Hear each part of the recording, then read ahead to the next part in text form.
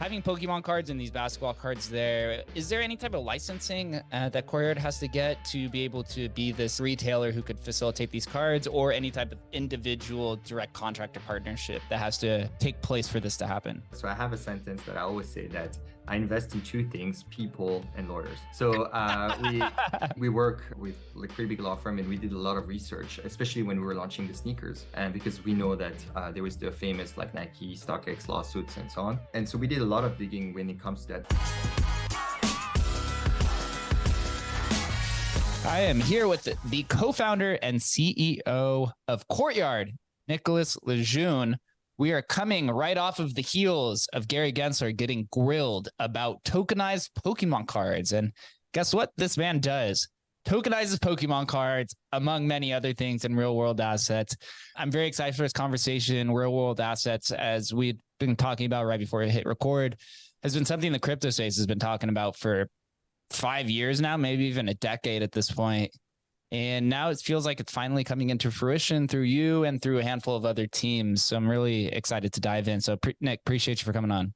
Thanks for having me. It's great to always happy to talk about what we're doing and like the future of the blockchain and the Web3 space overall. So it's great. Bridging the gap between the real world and the tokenized world, bringing Pokemon cards on chain, dude. What a better experience for all of the millennials and Gen Zs like ourselves who just understand Pokemon, collectibles, trading card games, and also how it has a role within the digital world.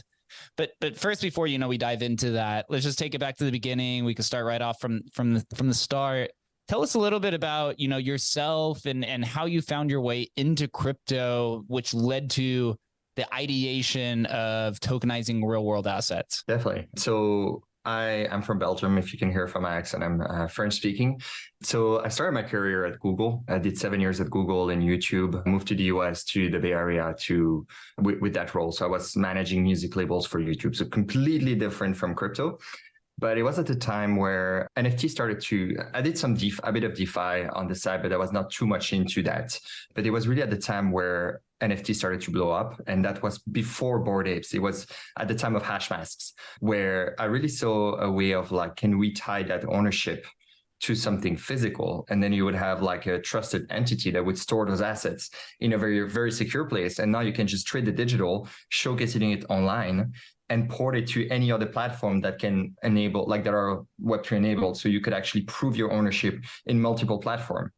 And I just thought it was just a great way of like not being locked into one website, but you can just really prove your ownership in any other place. And it's much more liquid because now the asset doesn't have to move. You can just trade it anywhere in the world, and whoever owns it can at any point in time say, I want to redeem the physical. We destroy the digital and ship the physical. So that's really the start of it. And I wanted to launch a company.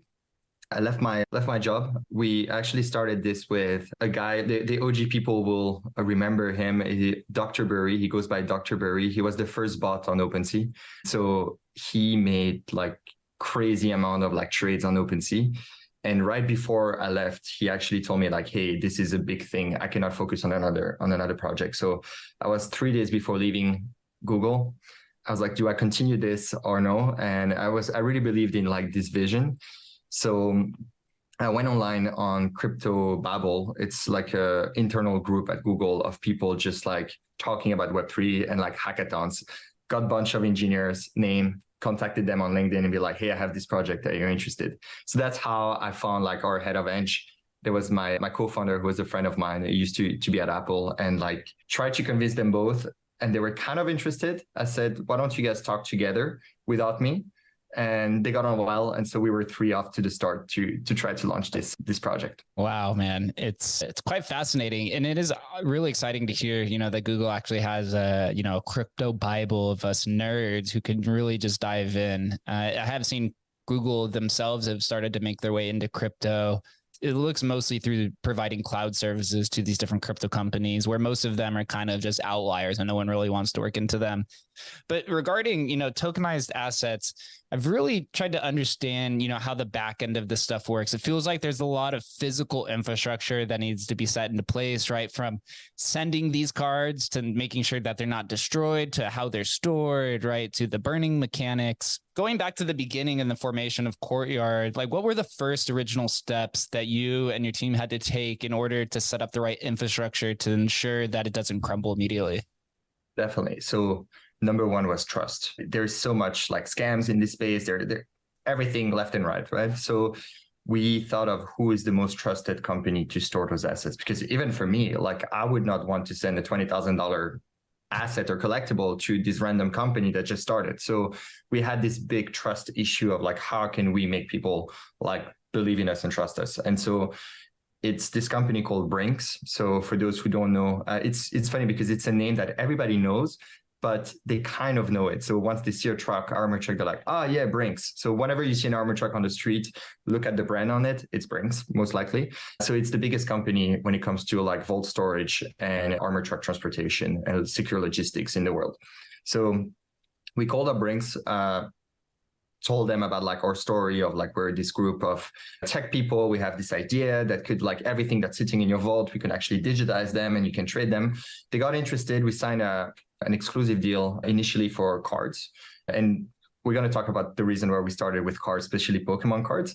But we signed a deal on this, and then they ended up really liking what we were doing and like seeing kind of like this is the future of like digital trading. And so they ended up investing in us as well, which was really helpful because it helped us build processes with them. So to come back to the logistics side of things, it's pretty simple. You send a card to us. It goes actually not to us, but it goes to Brinks directly. And so we have people at Brinks who receive packages, open them, scan them. Like we have like some process to it for authentication and so on. But there's a lot of different things that we were not ready as a company without the help of like a giant who's used to do that. And things that you would not even think of, like if somebody sends a package with, I don't know, $20,000 of assets and they say like, there's all of that in these assets, and you open the box and it's not there, what do you do? And so you need like cameras to film when you open the packages to prove like from an insurance standpoint, like there's so many different elements that are hard to build. And we were very fortunate to work with the best in the business for that, to build those processes and like work with them on that. I have to say, working with a Brinks truck, having your Pokemon secured by this is like the best branding I've ever seen in my life. Everyone knows what the Brinks truck is. Like it's in movies. You see it around your neighborhoods. It's the perfect matrimony to secure my rare Charizard. In essence, yeah, I've always been really confused or really interested in the commercialized aspect of it in the back end. So, like when you first approached Brinks, did it take some type of convincing for them to dive into this new world of crypto and Pokemon cards, where it's collectibles?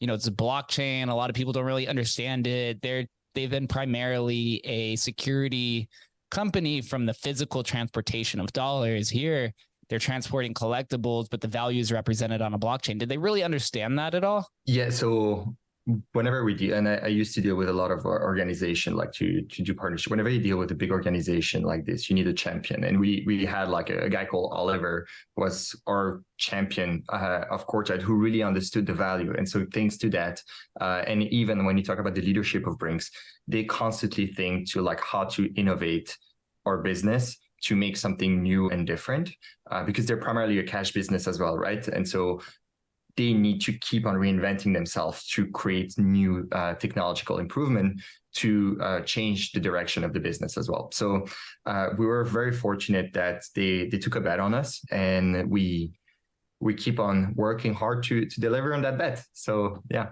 Then on the other side, when I take my cards and I send it over to Courtyard, it gets transported through Brinks to your guys' facility, wherever that may be. What is the grading process? Are you using PSA? Is this an internal grading process, or does it go, or is the Brinks going somewhere else before it goes to you? So two things. So whenever you send your card to Courtyard, it's not like, I mean, there's no point of sending a Brinks truck if it's less than $150,000 and it costs a lot of money to send a Brinks truck. So everything goes through. So we can go through it afterwards, but you can create like a shipping label automatically that's prepaid from Courtyard, and it's insured up to $15,000. and it goes through the simple PS system, so like the postal service. You would be surprised actually how many people send gold billions through the postal service. And so we work with Brinks as well. They have like partnership for lower value assets for redemptions, and they have like the infrastructure to do redemption worldwide. And so we need to figure out like taxes, like custom fees and so on when it's redeemed worldwide. So this is how things work. Interesting. And then the reason, and you mentioned this in the beginning, I'd like to dive into why Pokemon cards and some of these collectibles first. In my first presumption would be it's a similar situation to Jeff Bezos with Amazon, where they started with books. And he's like, what is the thing that everyone needs on the internet? It's books. Right here, it's like, what is the most approachable real world asset to tokenize? What does everyone own in the crypto community? Probably Pokemon cards. Is that a similar situation? Yeah, it's interesting, and it was really the right move to start with Pokemon cards. Similar to Amazon starting with books, right? We needed to find one category because it's already hard to find a core collector community around what you're selling, just one. And so we quickly realized that a sneaker collector is different than a Pokemon card collector, is different than a sports card collector and a watch collector. And so those are vastly different types of collectors, and you might be having some overlap. And we thought of it as right now, we want to target the Web3 ecosystem and like really provide value to the NFT collectors. And what did I have as a kid? I had Pokemon cards. Why did most people in between like 20 to, and actually younger even then, like to like 35 years old, saw the growth of Pokemon card. And I truly believe that part of the reason people collect is nostalgia. It's a super powerful feeling. And now you have those people that had those cards as a kid, and now those cards are worth much more value than before. And you're able to get them back on the blockchain and redeem them whenever. So this is where we started. A last piece as well is we build this super cool technology that allows to create like 3D models of the card. So if you go to a card, it actually rotates. And I generally believe that if you want to own something digitally, it needs to look and feel more than a picture. If you want to have a very nice digital collection, I don't want to see a bunch of pictures. I can show you on my phone. And we build this technology. It's easy to store, it's high value, it's like well documented. There's a huge market for it. So that's why like trading card was the way to go. And coming back to the grading as well, like there's a question of authentication and like fraud, because there are fraudulent Pokemon cards. So that's why right now we only focus on graded card, which provide an extra layer of security because you have those companies that authenticate the assets and are able to provide a grading on the card. So based on the condition of the card, they give a grading from 1 to 10. And the difference between a 9 and a 10 is significantly different. Like you could have a card like a Charizard card worth $500 for a 9 and like 20K for a 10. Like sometimes it could be vastly different. And so that's part of like an extra layer of security that we protect ourselves with. Yeah, I've opened up here the miscellaneous cards, but just so I could go through these. You have baseball, basketball, boxing, football, hockey, Marvel, miscellaneous, Pokemon, soccer, VFriend cards I found pretty interesting, and wrestling cards. You know, I actually own a lot of these. Are still at my parents' house. So it'd be fun Cool. It'd be fun, yeah, to come send these in. So I've opened up here, right? It's a 4-step process to tokenize your card. There's 3 things that are highlighted here, which I find interesting. I'd like to go through: no sales tax, shipping or storage fees, earn 1% every time your card is resold, and then you can redeem the physical card 24/7 in 150 countries. So for the first 2, 1, no sales tax, shipping and storage. How does that work? Is that obviously if I'm sending you a card, I'm gonna have to pay that up front, or do you guys send the shipping label out after I've gone through this step process? So right now we're still like a small startup at the beginning of. So yeah, here you can log in with a Google account or an email, and like you just automatically have an account. So we're still a small startup. So our goal is to get as many assets on the platform. So we want to incentivize people to send assets, because at the end of the day, if it's a marketplace and you barely have any assets, you won't have any buyers. And so this is where we're trying to provide more incentive for people to bring assets on the platform. Sales tax is right now, so we work with like top-notch law firm. And so right now, the current legislation for like those sales, if the asset is stored in one location, is that there's no sales tax upon redemption. So if you sell your card to somebody else that sells it to somebody else, you won't pay tax. But if that third person decides to redeem the asset, we will need to pay tax based on where the person redeems the assets, basically. If I redeem the asset, is there a KYC to yes. this? So we do KYC upon redemption we have to. So we have to do KYC upon redemptions. Got it. Makes sense. And then the 1%, making 1% on the cards, take us through that process, right? This comes at a time of this recording where royalties are officially going to zero as of February 29th, 2024. So a few months from now, who knows, in the future where that may be holding. So this sounds like an attractive option for users to make, a user royalty, not even just a creator royalty. What is this composed of? And just go walk through we don't actually, it's not actually a royalty. It's more of a revenue sharing of that for rewarding user from curation. So, or the way we approach things is that as people bring asset to the platform, they make the platform more valuable and they curate their collection on the platform. And in order to reward that, we share some of the revenue, because whenever an asset goes to the platform, we make a percentage of revenue whenever it trades. That's how we make money. And the goal of it is like the more asset there is, the more it's going to be traded. And in order to reward the person that brought assets on the platform, we provide a share of our revenue for future until this asset is redeemed. So if the asset sells like 5 times, you will get like a percentage from us that we will give back to you for the 5 transaction of that asset until somebody redeems it. Very, very fascinating. So if I send in, let's say I'm going to send you in 10 Charizard cards and then those are tokenized and they come out at a 9.5 grade. If all of those trade at, let's say, $1,000 per sale, and they keep trading perpetually multiple times, I will get 1% every single time that's you would get a revenue share of the revenue we make on that card because you curated that card and you brought it to the platform. What a very, very attractive. It's a new thing that blockchain can allow, because prior to blockchain, and not everything is transparent on the blockchain. So you can always tie back to like history, provenance. And like, that's one of the reasons where it makes sense to have your collection on chain, just because it can be traded multiple times and you can see who was the previous owner of that card. And there's kind of like this history of the asset that's in a public ledger, which is pretty awesome. It really is. So I pulled up here on OpenSea. It says there's 2,418 cards. The collection was created. We had to change. So there was a bit. So we did a collection before we were on Polygon, moved to Ethereum. It was new collection created. Actually, OpenSea doesn't take our activity on their platform. Yeah. So we had like $150,000 of sales in the last 24 hours. So and this is all done through your website here? We actually pulled a number. 89% of our transactions are happening through the website. And so part of the reason why is, so we wanted to create the most Web2 experience as possible for users, because we want to tailor to Web3 collectors, but also the card collectors who don't especially care about Web3. And part of the challenge there is, what is gas fee? What is Matic? What is a crypto wallet? Like, where am I going to lose my key? And so we work with a bunch of company, Privy is one of them, and like Paper, Privy, and so on, to provide the most seamless transaction experience for people. So what I mean by that is, if you're a Web2 users, that first of all, you have to log in with a Google account or an email. The second you log in, we automatically create a wallet for you. So a Courtyard wallet. So if you don't have a wallet, you have a crypto wallet instantly. On top of it, if you want, you can link your own wallet. So if you have a MetaMask or a Ledger or whatever, you can link your own wallet and then decide which one you want as a priority wallet for your account.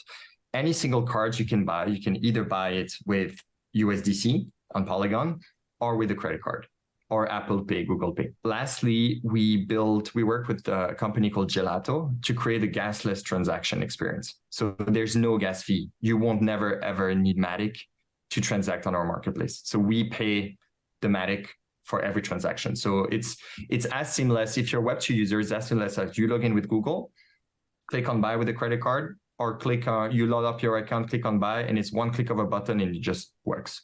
So it's kind of like this Web2 experience for Web3 users and Web2 users. Wow. Yeah. I mean, yeah, the gas fees on Matic are quite low, but abstracting even that one step away or the few clicks away, is very monumental to, encourage some of the traditional card buyers into the platform. As I'm scrolling through the basketball page, you see some things listed here at like 0.068 WETH. You see some denominated in dollars. You said you could pay in USD. There's some denominated in Matic here, 250 Matic for this 1988 Kareem Abdul-Jabbar PSA 8 card. What are you seeing from your end of like what type of currency or asset is being leveraged the most for purchases? USDC right now. So most of our activity, like now you're showing like the baseball card and so on, most of our activity is happening on Pokemon, and most of our users are into Pokemon cards. It's Pokemon TCG. We have V-Friends card as well, but like the majority is happening on USDC. And I think it makes sense. And one of the reasons you talked about like Matic being very cheap, one of the reasons we moved to L2 and Polygon has been great in supporting us is at the end of the day, any one of those NFT will never go to zero. And the value you get from that NFT is the card itself. There's no additional value technically on this. And I understand from an NFT standpoint that an NFT on ETH might be worth more because it's on ETH. But in this case, the NFT is just a vehicle to prove ownership. And so it doesn't really matter what chain you're on. All it cares is like you have that card in your wallet. You can redeem it whenever you want. Wow. And yeah, so you could see here, this one's a 2022 Sword and Shield card for $230. In terms of this, sticking to just the sales, you said you've done 150,000 in the last 24 hours. Where is there a metric here or that you could find anywhere of the total amount of sales that you guys have issued and maybe the amount of users who are engaging in this buying and selling? Or do you have any numbers off the top of your head? Yeah, we're actually launching it live. We're actually launching it live next week. So right now the growth has been insane. So we're going to talk about drops, but so we've done 4 drops and we've seen so much growth I'm talking about like since the last week, we got like 1,500 new account created. We've seen so much growth coming from those drops because this brings the fun side of crypto, because if it's just owning a card, it's fun, but like some of the Web3 crowd want more and they want like the excitement when you used to go on an NFT drop and you're like, what am I going to get? Like this experience of like, I'm opening a pack. Am I going to get one or no? So we've done those drops. Like this one was happening yesterday, actually. This one happened yesterday where we sold like $300 a pack. We sold 200 packs. And if you scroll down, you can see all the list of cards you could get in that drop. So we were very transparent in terms of like, this is all the inventory that you could get in that pack. And everything is transparent on chain. What I mean by that is like the assignment, when you buy a pack, the pack you're getting is decided on chain. And so it provides a lot more transparency and trust in a way that you're not going to get rugged, because those repacks of cards happen in real life. So you go to conferences, people do their own repack with their brand, but you're never sure that that person actually put that card inside the pack. And here, everything is fully transparent. And so you buy a $300 pack, you see all the list of cards you can get, but there might be some cards that are worth much more or some cards that are less. So we're just fully transparent. It's like, here are all the cards you could get and here's what you want to do. And so we've seen that creating so much traction for users, like to a point that I don't fully understand. Like we had a stress test pack that we sold for $5. Some of the pack resold for like $300, which is kind of insane because the highest value in the pack was $90. So I understand how user would want, and we were very transparent that the highest value in the pack was that. And so I don't fully grasp what's been happening there, but like every single pack, like this one sold out in 24 seconds yesterday. And packs now, if you look at packs, are reselling, I believe, at like $400. We're going to allow them to be open tomorrow. And so if you go to the gold pack and then you click on visit marketplace, you can see like, yeah, packs are reselling right now at that. And we see people buying those packs and there is a card inside, and the token ID is linked to the card itself. So if you buy that pack on the left, it's not going to be the same card as the pack on the right. Like the card is already inside the pack. Is there just one card inside of these, or is there how many? One card. Just it's one only card? one card. Yeah. Oh, so it's a real gamble, right? Or it's not really gambling. I think it's more like looking at the pack opening that you do from like TCG brands. Like when you buy a pack of Pokemon cards, you might get a Charizard, or you might get like less on this. And so it's just providing transparency and allowing to provide more fairness in this digital repacking, basically. Yeah, let me rephrase that. Not as much of a gamble as it is a gamification of what we grew up doing, right? When I used to go to 7-Eleven up the street with $5 that my parents would give me to go buy a Pokemon card. And I think you would get 7 cards or something like that. And it was always the holographic or the rare card was kind of in the middle. So you had to kind of sort through the flow of cards to really figure out what it is. It builds this idea of like anticipation and excitement to see if you really get it, to really build it up. For these cards, and we're scrolling through and looking at the cards that you guys are placing, where are these cards sourced from that you are placing inside of the packs? Are these cards that people are tokenizing and maybe saying, hey, I want to sign these 2 drops, or is this curated by Courtyard themselves? These ones are curated by Courtyard right now. So we've been buying $100,000 of cards every week, essentially. The future of Courtyard, we want to become this platform that allows people to create their own drop. So if you have 100 cards in your account and you want to create your own drop and decide the price you want to put on your own drop, it's this new way that provides transparency, and we become a platform that allows people to create their own drop. And I think that's really where like the transparency of the blockchain and it's really powerful to have that technology that enables that. So we're really excited about that. We're gonna potentially start piloting with some people to do those type of drops. So the cards that you guys are sourcing, then, are you going to hobby shops, to off of eBay, or going to trusted sources to acquire these? And then also what type of partnerships is Courtyard forming in the back end? Is it specifically working with large institutions and companies that are familiar with the card world, or are you working with individuals who are also card collectors and traders that have maybe some sort of influence? I think it's a bit of both, right? There is a lot going on in the work, especially now that we see a lot more traction on the card. A lot of people are coming to us.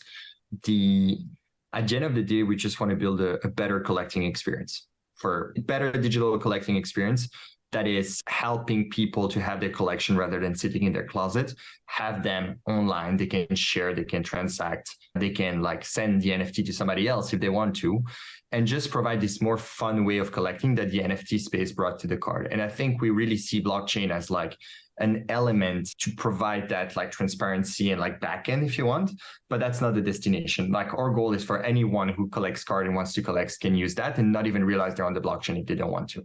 Yeah, this is the repacking thing. We've been like gathering interest from people to see if they're interested in repacking. But yeah. So is this like the equivalent of a Courtyard VIP service, or the ultra exclusive, kind of the next step from just being a general consumer on the platform?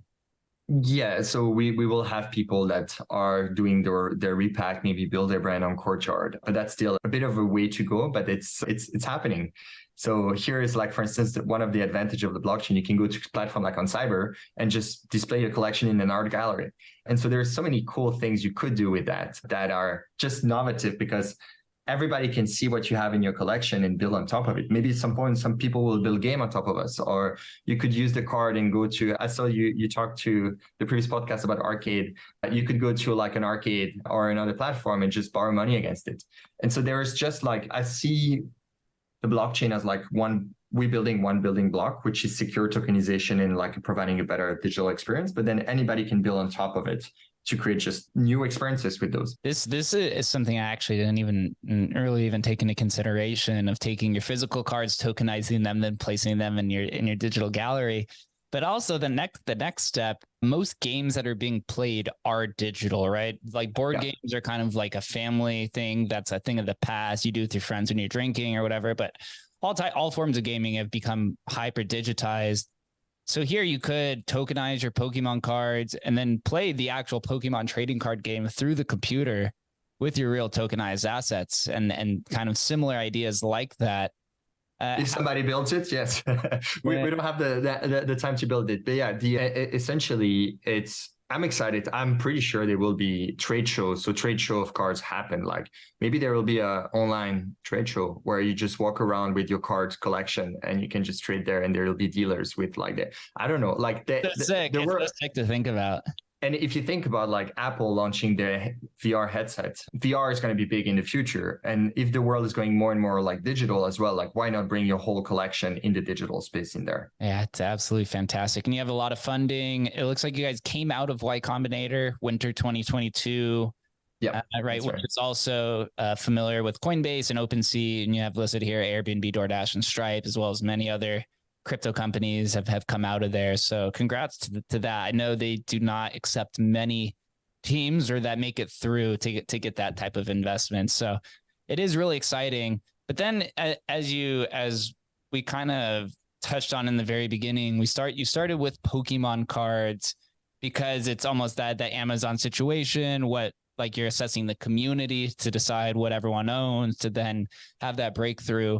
Where is this going then past this card era of Courtyard? What type of other quote unquote real world assets are you looking to bring in, or are you on the other side then are you looking to scale some of the digital offerings of that, like gaming and on cyber and kind of this metaverse gaming world of crypto? That's a great question. I think it will depend on based on our user want. And what we noticed, we did something with sneaker. It was called sneaks.world. The website is still live. You could trade the sneakers, you can buy them, and it will likely become a sneaker, have something related to sneaker at some point as well, right? But it is extremely tough to build because we don't want people to. I think one of the challenges we had at the beginning is people were talking about the new technology and how cool it is. The problem is those people will buy maybe one card and then that's it.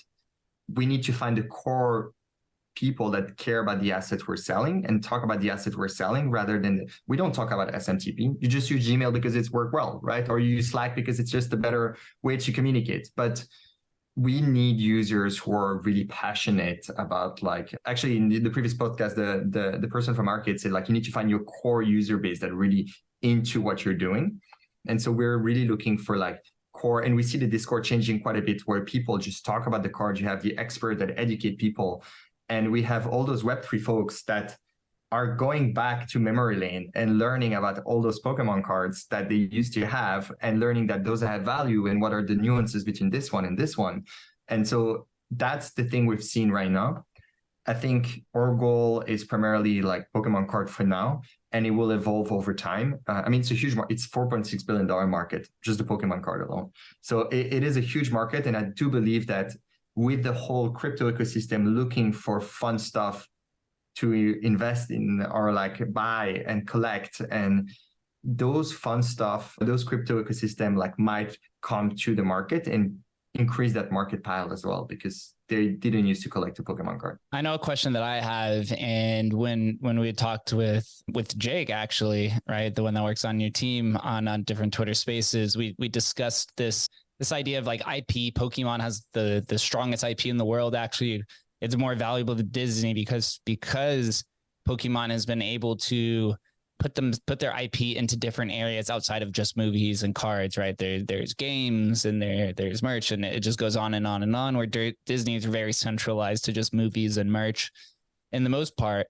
But then it leads to this, this question, or maybe some sort of hesitation of this idea of like IP infringement, right? Where maybe some companies are very antagonistic to anybody who attempts to even associate themselves with a brand. Some are very more friendly and open to it. Having Pokemon cards and these basketball cards there, is there any type of licensing that Courtyard has to get to be able to be this, this retailer who could facilitate these cards, or any type of individual direct contractor partnership that has to take place for this to happen? So I have a few sentences. So I have a sentence that I always say, that I invest in two things: people and lawyers. So we work with like pretty big law firm, and we did a lot of research, especially when we were launching the sneakers, and because we know that there was the famous like Nike, StockX lawsuits and so on. And so we did a lot of digging when it comes to that. And there's actually two main doctrines that protects yourself, because at the end of the day, the token itself doesn't have the image. It ties to like a different image, and the token just represents ownership. And you have a protection that as long as you own a one-to-one relationship. So if you have a Charizard, we cannot issue 2 NFT of that Charizard, because that would create value using the IP.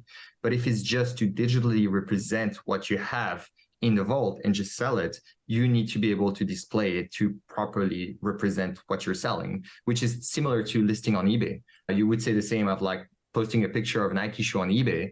I mean, or people that are resale marketplace for eBay. It's the same. You just display what you're selling and what you own when you have that. And so the second piece is, so really this one-to-one relationship and not creating additional value to the card. So you will never see a Charizard card with flames behind it. Like we simply represent the asset in a beautiful way. And the third piece is not make it seems like you're associated with the brand. So we've always come out very clear. We're not associated with Topps, the Pokemon Company, whoever brands we represent. And we're just simply a marketplace that allow you to resell them. And we simply use the blockchain as a backend because it's just more efficient to transact, essentially. Smart. So what do you think then happened in that StockX versus Nike lawsuit? It sounds like it's a very similar situation for those that aren't aware of it. StockX, and actually small world, I was actually advising StockX when that lawsuit happened.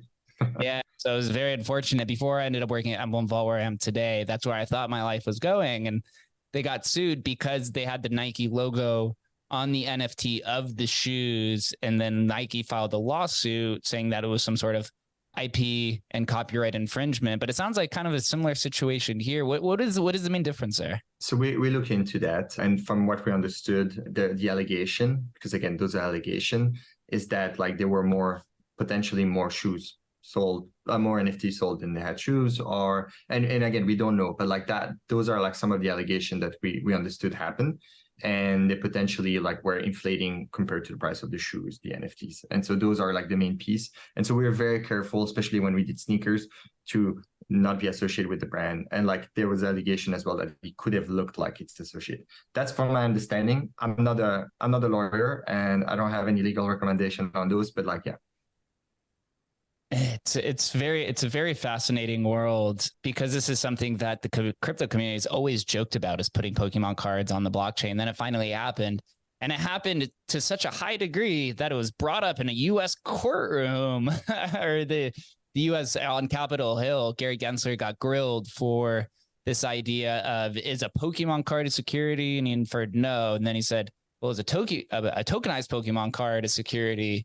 Right. And then he really didn't have anything to say, even though we've just gone through this legal kind of conversation of, yeah, it is exactly the same, at least from the lawyer's perspective so far. What were your thoughts of that, of hearing that out loud? That's a direct, it's a direct relation to Courtyard. And that happened yesterday at the time of this recording.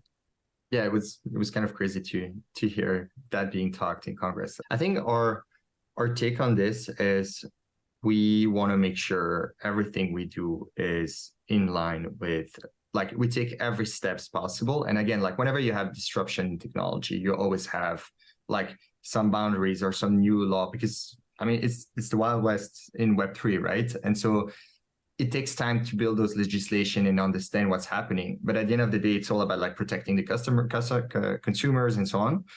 We're trying to make it so that we're we take all the precaution needed before doing anything, and we are the most like respectful from the consumer standpoint. So we will never try to do like, hey, we're doing this like Charizard with flames and so like we're not going to do that, or we'll never say like, hey, if you buy the Charizard, it's going to increase in value. We'll never say that.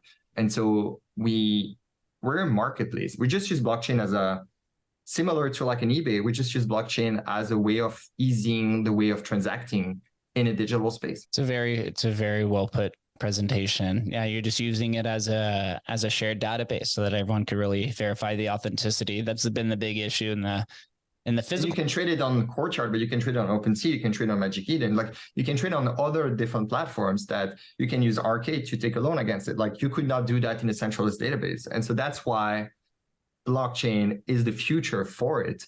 They kind of like deprecate it with Instagram, but you could post your NFT, provable NFT on Instagram. Most of the card sales are happening on DM on Instagram, and you're never sure like if there's going to be a scam. What if you could trade them on Instagram now because it's verified collection, you know that it's been authenticated, and now you could enable that on Instagram. Like, I think we're still at the very early stage of what's to come. And we talk about cards, but you can talk about any other types of assets. Like we're just focusing on one vertical first. And you mentioned there's other companies that are doing a great job at like pushing that narrative forward. And I think 5 years from now, it will be looking very different than what it is today. But yeah. What's your relationship like with your competitors? I believe on Arcade, I think the company's called 4K is the one that does the Rolexes, and they did the Supreme, right? It's the same idea, tokenizing real world assets, although kind of different domains, right? One is doing Rolexes and kind of is luxury brand. You guys are into sports cards. Where, I guess, assessing the whole real world, that tokenized real world asset space, is it a friendly environment between one another? Are you guys communicating, or is it becoming now a very tight area because now a lot of people are converging on this tokenized asset, I guess, sector where we're currently in an environment of low liquidity. So I know it can get kind of contentious at times. No, so actually, yeah, I met the founder, Richard, like multiple times. I think how I see it, at least, is it's a really, really, really tough business to put together. Like you have the whole operation, you have educating people, you have like finding a market for it. Like it's extremely hard as a business to do. And the more of those use cases that will happen, the more education will happen. Because if you talk about the collector, if you say NFT, they will turn around and be like, screw that. And so my take on it is they focus on watches primarily, for instance. I think they have a grand vision that is more like focused to decentralization, which is more targeted to Web3 users. We're really targeted to consumer who are interested in the assets we're doing. So I don't really even see them as like a competition per se. I see more like people selling Pokemon cards, selling cards on their marketplace, or like the eBays of the world, as more of something that we want to like bring those users to understand they can collect in a nice digital way. And so I think the environment is pretty friendly, and like any company that launches it, I have a huge respect for any company that tries to do that, because it's not easy. You get slapped in the face many times. It's easier, and you often have like we don't have that anymore, but like it's easy to take the easy road. And when you see like high project, that what if we do a PFP, maybe it will blow up, right? And let's keep on the vision of like, this is bigger. This could be like the next like Amazon type. Like, let's continue to focus on that vision. And even if the path is harder and the early profit is not as straightforward. And so I have huge respect for 4K and other companies doing that. This early in a state of an emerging sector, of an emerging asset class, I think it's very important to have the perspective of growing the entire pie versus just growing your slice, because the larger that it grows, then the more everyone kind of flourishes. And then once you kind of hit the saturation, then everyone can kind of fight over whatever pieces that they want. But yeah, being non-territorial is a very important aspect. Then kind of specifying on the blockchain itself, you guys are on Polygon, right? Which is on Ethereum. Has Courtyard thought about being multi-chain and bringing this to things like Solana, this to Bitcoin, to Cardano, to Avalanche, or any of these other chains that maybe are appealing and has an interested user base, but only prefers that specific blockchain? This is definitely something we're open to. My vision of it is the blockchain doesn't really matter for the average consumer, because you're getting a card. Would it be on Solana, or like that card you're getting has the same value if it's on Solana, Ethereum, and so on. So I think we prioritize EVM compatibility because we build our whole infrastructure on Solidity. However, I mean, we just have so much to do now. We see the traction. We need to build like transaction history is not on Courtyard right now. We need to build that. We need to provide like asset pricing on last sale on other marketplaces that people have in a view of like, what is that card being sold from another market? Like there's so much stuff to build that it's more a matter of priorities rather than, I mean, it would be great if we were. My only caveat is not to confuse users, because the second you have somebody who has never heard of Solana, never heard of Polygon goes to your marketplace, is like, wait, I can choose if I'm Solana or what is this? Like, I'm scared. I don't want it. So we're just trying to make it as straightforward and simple and abstracting the complexity for users. It makes a lot of sense. I think this multi-chain thesis and idea, it will become a little bit more important once everything scales, right? Once we're out of a bear market and you have hundreds of thousands of users on each chain, that multi-chain thesis is something that then maybe becomes a little bit more of a priority. You know, kind of wrapping this conversation up, What are some things that the users should be looking forward to, or the listeners, I mean, should look forward to maybe throughout Q4 for Courtyard that maybe may pique their interest? I mean, we're going to do more drops, and we're going to do more. We see that people love those. We're going to do more more exciting feature for those drops, like new mechanics, there might be some like special drops that I'm pretty sure everybody's going to talk about. I cannot say much on that, but like we're going to do some of those. I think we're going to get some, we call it UGD, user generated drop. It's like UGC at YouTube, like user generated content. UGD is like somebody could create their own drop. So we're going to potentially pilot it with some users that want to build their brand and create their own drop. Those are like, I would say like the main thing that will keep us busy for Q4. And again, like we keep on improving the marketplace. We keep on like growing. Like it's also physical, right? So suddenly we get 250 plus cards being shipped to the vault every week. We need to tokenize them, inventorize them, build like scalable processes for those. Like, so I would say the future is bright. It's growing very quickly. People see an interest and see the value. And I think it's a good use case of blockchain and why NFT are more than, and I'm a big believer in like the profile picture NFTs as well, because I think it represents like part of a community. It can represent like your brand, who you're associated with, and so on. But yeah, it's a good use case. And I think like there's going to be more being pushed towards that space. Like RWA is definitely a trend that's been growing within the ecosystem. The fact that you guys are very persistent on this idea of creating a very familiar user experience from the traditional card trading world, I think is very important. This is something that Reddit has done and why they've seen so much growth with their avatars, right? Digital collectibles.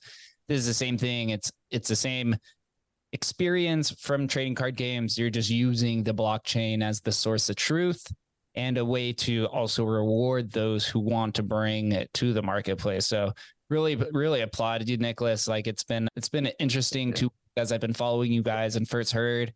Props to Jake too, who's been doing a good job. He's amazing. Jake is do you know, I snatched him from YouTube. He was sitting next to me at YouTube, and like the story behind it. So Jake, for those who don't know, is our community manager who's been like living on Discord and really building. He's the soul of the community.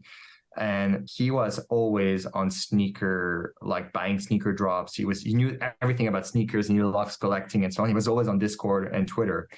And I was like, hey, can you help me? Like, I'm launching this project. Can you help me on this side? Like, I don't know how to build a Discord and stuff. And he just started, and then he joined us full time on it. It's been awesome to see the team. We're a pretty small team, but we very efficient and try to react quickly and listen to what people want.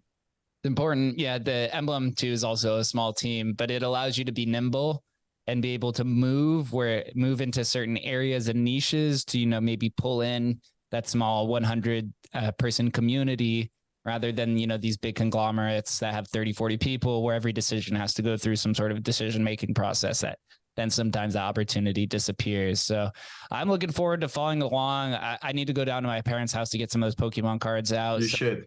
You might get some grails on that. You really super, like whenever I think, and that's why we call it grails that got away, the drops. You would be surprised how many people you talk to and you explain to them, and they're like, oh my God, I had so many great Pokemon cards, but I think my mom threw them away. Or like I went to college and so we actually thought of doing ads like somebody called, I saw like Logan Paul sold this $500,000 Charizard. I have those. And the mom's like, sorry, I gave it to the kid Billy, the neighbor, when he moved to college. And then you see the kid Billy in a Hummer with like a lot of like grails and like gold teeth and like just driving. Like it's something we all went through. And I think nostalgia is part of like why we're collecting as well. So we want to bring back this nostalgia feeling. That shared nostalgia, also possibly a shared delusion, but we're all on the blockchain celebrating it together. Nicolas, thanks again. I really appreciate your time and effort. It's really a lot. And those who stayed this entire time, thank you for listening and watching. We'll catch you next time.